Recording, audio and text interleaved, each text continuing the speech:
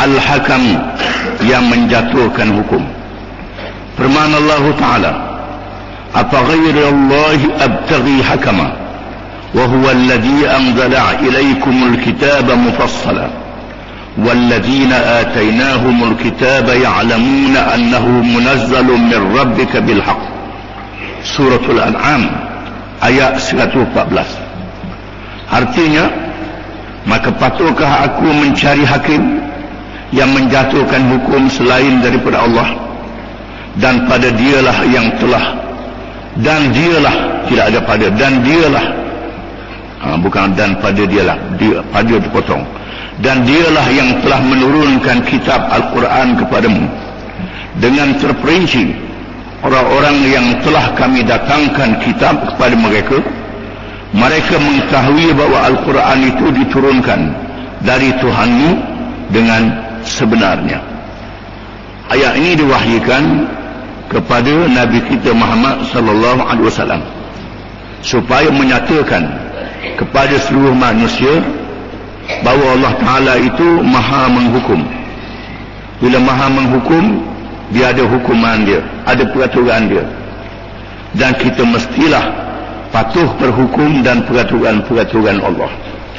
Peraturan Allah itu, di sana ada perkara yang dinaskan, yang berkait dengan ibadat, sembahyang, puasa, zakat, haji, berzikir, bertasbih, bersumpah, itu ibadat.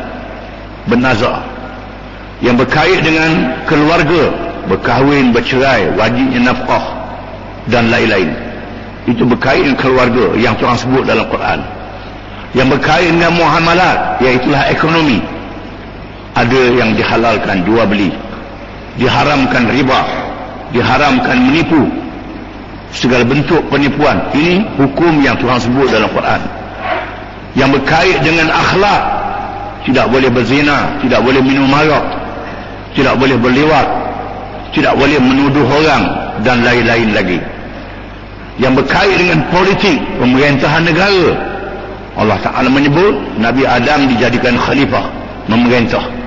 Nabi Sulaiman memerintah, Nabi Daud memerintah, Nabi Muhammad SAW juga disuruh berpolitik, memerintah negara. Politik makna memerintah negara. Dan ada undang-undang, undang-undang yang berkait dengan jinayah, hukum qisas yang berkait dengan kecederaan, pembunuhan, hukum hudud yang berkait dengan hak Allah dan Rasul, yang berkait dengan akhlak, dan hukum ta'zir, iaitulah dalam perkara yang didiamkan oleh Quran dan hadis, yang tak ada dalam Quran dan hadis didiamkan. Maka pemerintah dan ulama boleh beristihad. Di sini ada hukum yang dinaskan. Bila Allah Ta'ala naskan hukum itu, contohnya pencuri dipotong tangan, perampok dikenakan hukum hirabah, disebut dalam Quran. Berzina ada hukum hudud, pembunuhan, kemalangan jalan raya dan sebagainya ada hukum qisas yang disebut dalam Quran. Maka Nabi mestilah beramal dengan hukum itu, kerana Allah Ta'ala maha menghukum. Sekiranya kita pakai hukum yang lain, undang-undang yang lain, bermakna kita tak percaya kepada Al-Hakam, nama Allah Ta'ala yang maha menghukum. Dan disuruh nyatakan kepada golongan ahli kitab. Golongan ahli kitab iaitulah orang-orang Yahudi dan orang-orang Nasrani. Mereka ada kitab Taurah dan ada kitab Injil. Kitab Taurah dan Injil, kitab Taurah diturunkan kepada Nabi Musa AS, Injil diturunkan kepada Nabi Isa AS, dan Nabi Isa disuruh juga beramal dengan Taurah. Di dalam Taurah ini ada hukum-hukum Allah yang sama dengan Quran, yang sama dengan Quran. Hukum qisas, hukum hudud yang ada dalam Quran sama dengan kitab Taurah. Ini menandakan Quran adalah kitab Allah. Di sana ada hukum-hukum Allah, maka kamu mestilah menghukum dengan hukum Allah yang dinaskan itu. Yang tak dinaskan, maka kamu boleh beristihad, boleh fikir sendiri. Apa yang jadi masalahnya, hukum yang nah pun pakai fikir sendiri juga. Ini silapnya. Ini kesalahan yang besar. Kita menyanggah nama dan menyanggah sifat Allah Ta'ala. Bila kita mengaji sifat Allah Ta'ala, Allah Ta'ala wajib bersifat dengan ilmu, bersifat dengan kalam. Ilmu itu Allah Ta'ala tahu, kalam Allah Ta'ala berkata-kata, Ada undang-undang Allah, pakai undang-undang lain. Seolah-olah kita menyanggah ilmu Allah Ta'ala. Oh, hakim-hakim lebih bijak pada Allah Ta'ala lagi. Pemimpin-pemimpin lebih bijak pada Allah Ta'ala lagi. Na'udzubillahi min dzalik. Ini dia, kena faham. Betul-betul Al-Hakam yang maha menghukum. Kita wajib beriman dengan nama-nama Allah. Di antaranya Al-Hakam yang maha menghukum. Maksudnya ia sebagai hakim yang tidak ditolak hukumannya dan tiada tandingan pada hukumannya, adil dan bijaksana pada hukumannya. Kita terima hukum Allah Ta'ala yang dinaskan dan dinyatakan oleh Nabi Muhammad sallallahu alaihi wasallam. Firman Allah Ta'ala, "Wa ma kana lil mu'minin wala mu'minah idza qala Allah wa rasuluhu amra an yakuna lahumul khiyaratu min amrihim."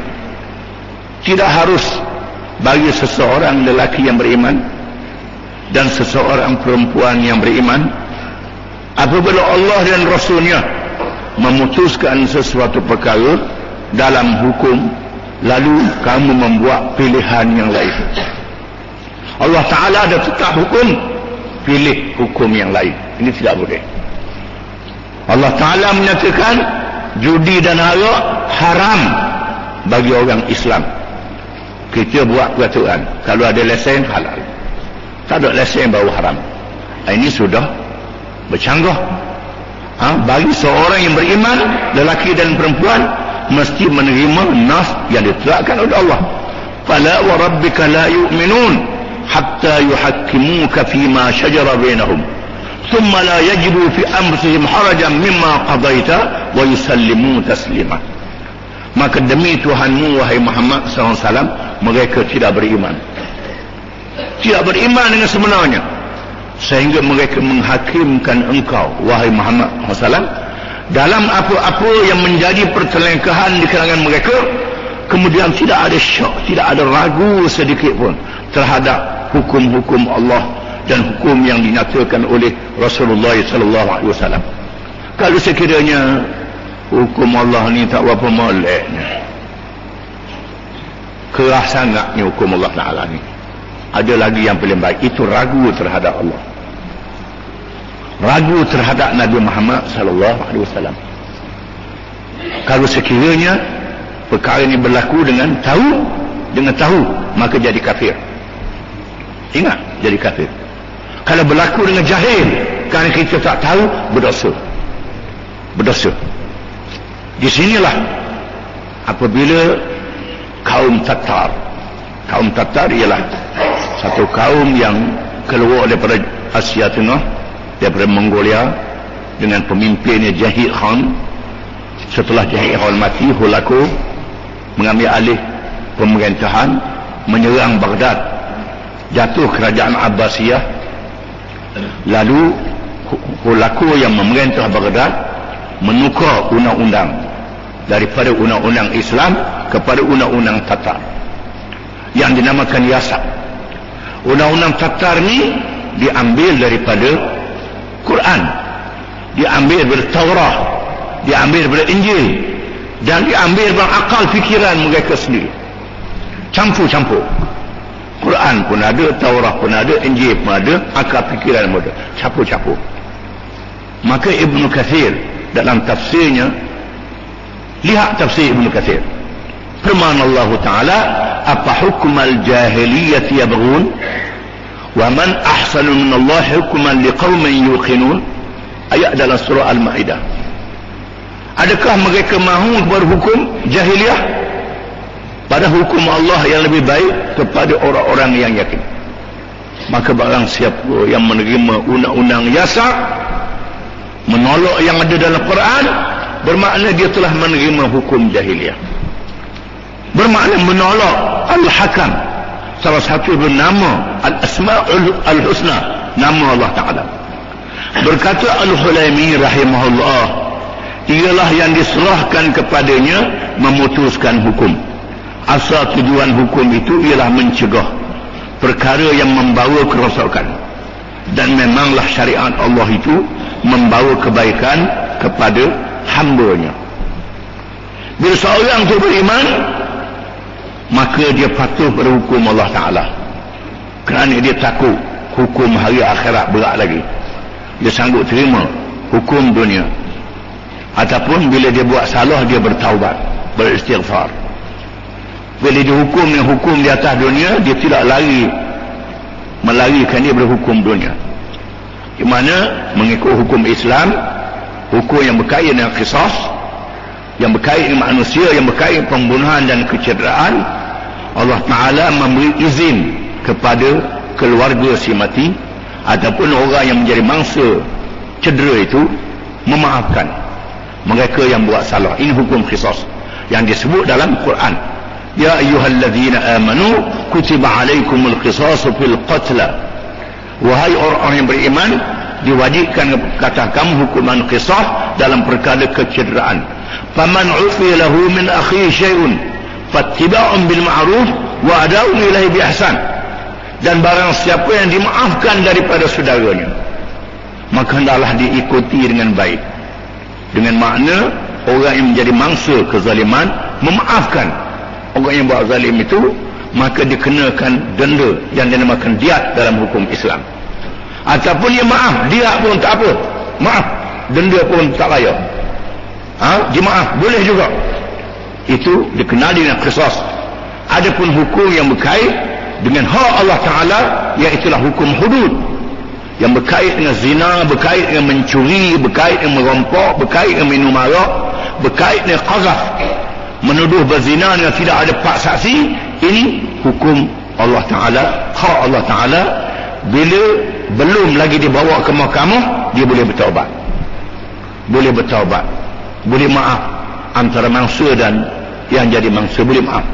Bila sudah dibawa ke mahkamah, maka tak boleh digugur lagi hukuman itu.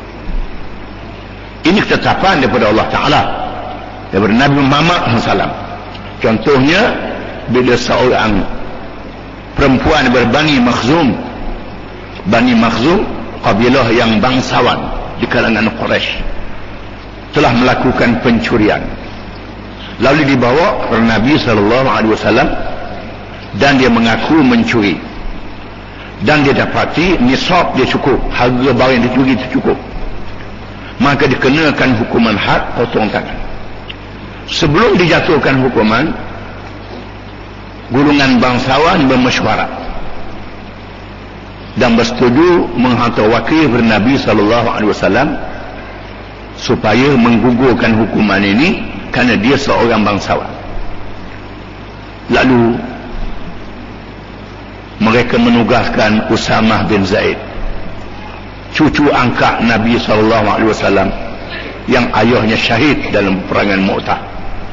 Nabi sayang ke Usamah, biar Usamah berjumpa dengan Nabi SAW. Usamah pun beritahu, minta supaya digugurkan hukuman potong tangan terhadap pencuri ini kerana dia seorang bangsawan. Maka merekalah Nabi SAW dan bersabda, atashfa' fi haddin min hududillah, adakah kamu minta syafaat dalam hukum had yang telah ditetapkan oleh Allah Ta'ala, yang termasuk dalam hudud? Kemudian Nabi SAW keluar ke masjid dan menyampaikan ucapan, innama ahlaka alladhina min qablikum idza syarqa ad-dha'ifu qata'uh wa idza syarqa asy-syarif tarakuh wa aymallahi law kanat Fatimah bintu Muhammadin sarqat laqata'tu yadaha. Sesungguhnya bidasa di kalangan umat yang terdahulu, apabila seorang bangsawan melakukan kesalahan mencuri, dibebaskan. Apabila seorang yang lemah melakukan kesalahan mencuri, dipotong tangannya. Maka demi Allah, sekiranya anak kesayanganku Fatimah binti Muhammad mencuri, nescaya aku potong tangannya. Menunjukkan bahawa dalam hukuman hudud tidak boleh dimaaf. Adapun hukuman qisas boleh digugurkan, walaupun hukuman itu hukuman bunuh. Ini hak manusia, itu adalah keputusan daripada Allah Ta'ala. Bila kita terima Al-Hakam, nama Allah Ta'ala, maka kita mesti beriman hukum Allah Ta'ala. Zaman sekarang ni banyak orang bernasyid dengan Al-Asma'ul Husna.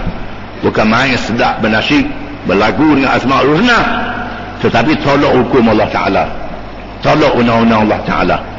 Kita mesti beriman kepada nama-nama Allah sebagaimana kita beriman dengan sifat-sifat Allah.